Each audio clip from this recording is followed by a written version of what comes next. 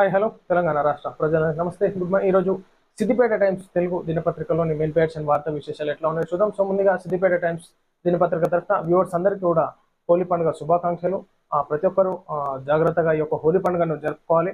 So ఏ విధమైనటువంటి unexpected incidents కానీ ఆ కలర్తోని ఆ కళ్ళల్లోకి వెళ్ళడం కానీ కళ్ళు ఇన్ఫెక్షన్ అవడం కానీ స్కిన్ డిజీజెస్ కానీ రావడం ఉంటుంది కాబట్టి సో ఖచ్చితంగా ప్రతి ఒక్కరూ జాగ్రత్తగా ఈ యొక్క హోలీ పండుగను సెలబ్రేట్ చేసుకోవాల్సిందిగా సంతోషంగా ఉండాల్సిందిగా మరొకసారి అందరికీ సిద్దిపేట దినపత్రిక తరఫున హోలీ పండుగ శుభాకాంక్షలు తెలియజేస్తాం. సో ఈ యొక్క వీడియోని కూడా ప్రతి ఒక్కరు అందరూ లైక్ చేసి ఈ యొక్క సోషల్ మీడియాస్ లో ప్రమోట్ చేయాల్సిందిగా కోరుతాం. వార్తా వివరాలకి సస్పెన్షన్ రచ్చ తెలంగాణ అసెంబ్లీలో స్పీకర్ ను అవమానించినందుకు బీఆర్ఎస్ ఎమ్మెల్యే జగదీష్ రెడ్డి సస్పెండ్. ఆ సభ నుంచి బయటికి వెళ్లిపోయిన బీఆర్ఎస్ ఎమ్మెల్యేలు స్పీకర్ పై విమర్శలు చేసినందుకు కాంగ్రెస్ నేతల ఆగ్రహం. జగదీష్ రెడ్డి సస్పెన్షన్ తో అసెంబ్లీలో తీవ్ర ఉద్రిక్తత. ఒకరు పోతే ఇంకా తీవ్ర ఉద్రిక్తత ఎందుకు? ఆడ కొట్లాట నీకు కాదు, మీరు మళ్ళీ పంపించింది సభ మర్యాదలు కాపాడాలి. ఉన్నటువంటి తెలంగాణ రాష్ట్రంలో ఏం జరుగుతుంది, ఎక్కడ ఏ నియోజకవర్గం పెట్టి ఇబ్బందికరంగా ఉంది, ఏం చేయాలి అని చెప్పి సమిష్టిగా అందరూ ఆలోచించి నిర్ణయాలు తీసుకొని దాని మీద చర్చించాల్సిందిగా కోరుతా ఉన్నాను. ముఖ్యమంత్రి గారి దృష్టికి తీసుకోవాలి. దాన్ని సమస్యను పరిష్కరించుకునే విధంగా మిమ్మల్ని సభకు పంపించడం ప్రజల హక్కు. అది ప్రజల ఓట్లతో మీరు సభలో కూర్చున్నారు, మీరు పోయాడు పంచాలు పెట్టుకొని కాదు. తెలంగాణకు పుట్టిన తుప్పును వదిలిస్తాం. బీఆర్ఎస్ హయాంలో ఆగమాగం నెమ్మదిగా సెట్ చేస్తూ అభివృద్ధి దిశగా ముందుకెళ్తున్నాం. ఢిల్లీలో మీడియాతో తెలంగాణ సీఎం రేవంత్ చిట్చాట్. విదేశాంగ శాఖ మంత్రి జయశంకర్ ను కలిసిన సీఎం తెలంగాణ రైజింగ్ కు మద్దతు ఇవ్వాలని విజ్ఞప్తి. రైజింగ్ ఎట్లయితుందో మరి ప్రజలకే అర్థమవుతుంది. అది రైజింగ్ అవుతుందా అటర్ ఫ్లాప్ అవుతుందా ప్రజలే నిర్ణయిస్తారు. ముఖ్యమంత్రి గారు స్థానిక సంస్థల ఎలక్షన్స్ లో రేజింగ్ అయితే ప్రజలు ఖచ్చితంగా ఓట్లేసి గెలిపిస్తారు.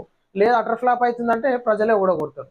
మనము రేజింగ్ అవుతుందని చెప్పేసి గలలు ఎగిరేసుకుంటే అది కరెక్ట్ కాదు. ఇక్కడ తెలంగాణ రాష్ట్రంలో ఎక్కడ అడిగినా కానీ ఏం లేదు, అసలు అభివృద్ధి లేదు, ఇచ్చిన హామీ లేదు, ఇక్కడ ఏం నెరవేర్చలేరు అన్నట్టుగానే కనిపిస్తుంది. మీకు కూడా అంతే ఎరుకున్న సంగతే. ఈనాడు రియల్ ఎస్టేట్ అటర్ ఫ్లాప్ అయిపోయింది. ఈనాడు ఆర్థిక వ్యవస్థ దెబ్బతింది తెలంగాణ రాష్ట్రంలో. ఉచిత పథకాలు ఇవ్వడంతో ఏ విధమైనటువంటి పరిస్థితి ఏర్పడ్డది, ఇచ్చిన హామీలు నెరవేర్చకపోవడంతో తెలంగాణ రాష్ట్రంలో ఏ విధంగా మైనస్ అవుతుందో గ్రౌండ్ వర్క్ లా ఒకసారి మీ కార్యకర్తలను అడిగితేనే తెలుసు. సొంత కార్యకర్తలను అడిగితేనే చెప్తారు ముచ్చట.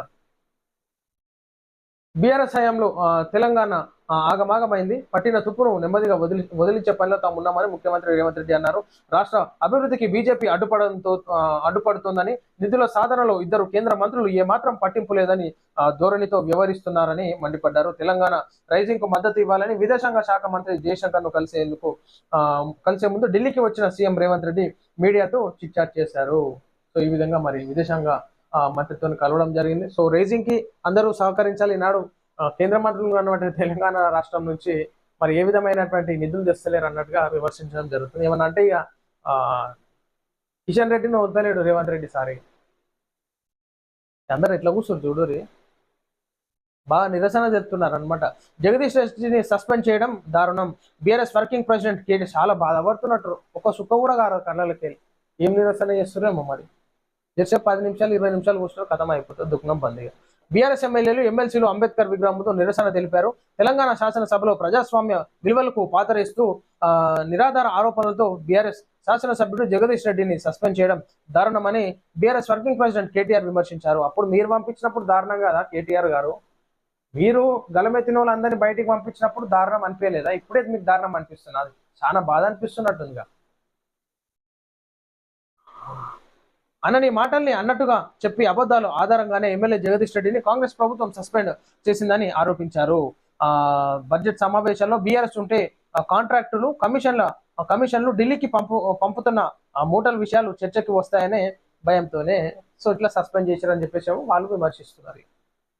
పక్కకు పెట్టి దుకాణం పక్కకు పెట్టి ప్రజల అభివృద్ధి దుకాణం తెరిస్తే బాగుంటుంది. దక్షిణాది రాష్ట్రాలపై కేంద్ర ప్రభుత్వం కుట్రను తిప్పికొడతాం.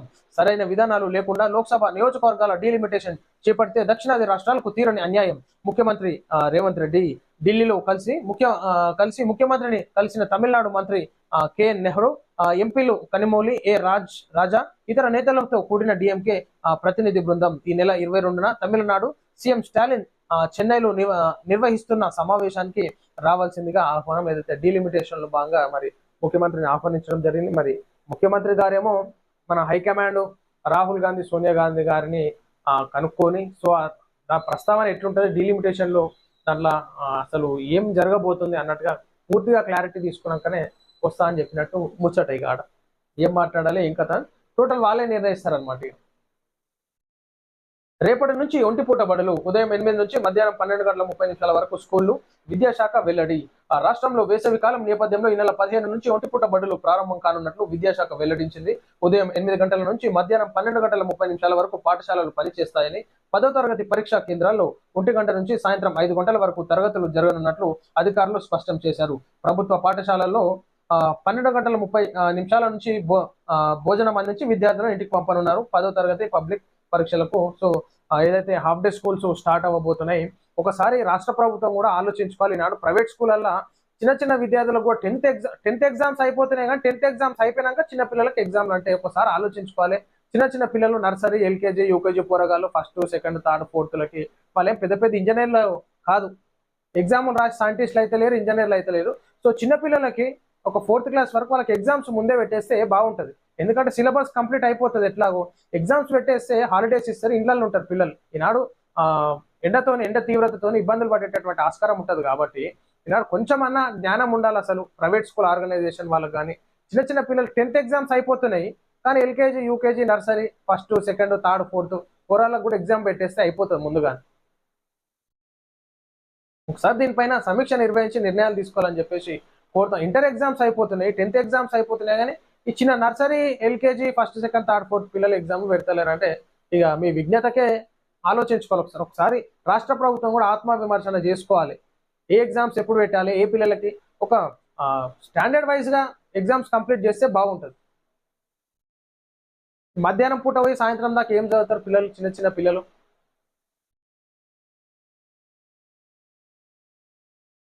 తమిళనాడు బడ్జెట్ నుంచి రూపాయి సింబల్ మాయం. దాని స్థానంలో రూపాయి అర్థం వచ్చే తమిళ అక్షరం చేర్పు. తమిళ సర్కార్ సంచలన నిర్ణయం. జాతీయ విద్యా విధానంపై తమిళనాడు ప్రభుత్వం కేంద్ర మధ్యాహ్నం విధానం మరోసారి తెరపైకి వచ్చింది. తాజాగా తమిళనాడు ప్రభుత్వం ప్రవేశపెట్టిన బడ్జెట్ లో రూపాయి సింబల్ ను తొలగించి తమిళ భాషకు అనుగుణంగా రు అనే అక్షరాన్ని చేర్చింది. సో తమిళనాడులో మరి బడ్జెట్ నుంచి రూపాయి సింబల్ మాయమన్నట్టుగా అక్కడ ప్రస్తావన రావడం జరిగింది. 5 ఎమ్మెల్సీ స్థానాలు ఏకగ్రీవం. తెలంగాణ రాష్ట్రంలో ఎమ్మెల్యే కోటాలో 5 ఎమ్మెల్సీ స్థానాలకు జరిగిన ఎన్నిక ఏకగ్రీవమైంది. 5 స్థానాలకు 5 నామినేషన్లు మాత్రమే దాఖలు కావడంతో ఏకగ్రీవమైనట్లుగా ఎన్నికల అధికారి ప్రకటించారు. అంతే కదా మరి, ఏకగ్రీవమే. ఇక అక్కడ ఎలక్షన్స్ జరిగేది లేదు, ఖర్చు పెట్టే పని లేదు. ఎమ్మెల్సీలకి ఎవరైనా ముందుకు వచ్చినా కానీ అన్ని పక్కకు పంపిస్తారు అనమాట. సదిరేమన్నా మూటెముల చదిరి పక్కకు పంపిస్తారు, కథం అయిపోయారు.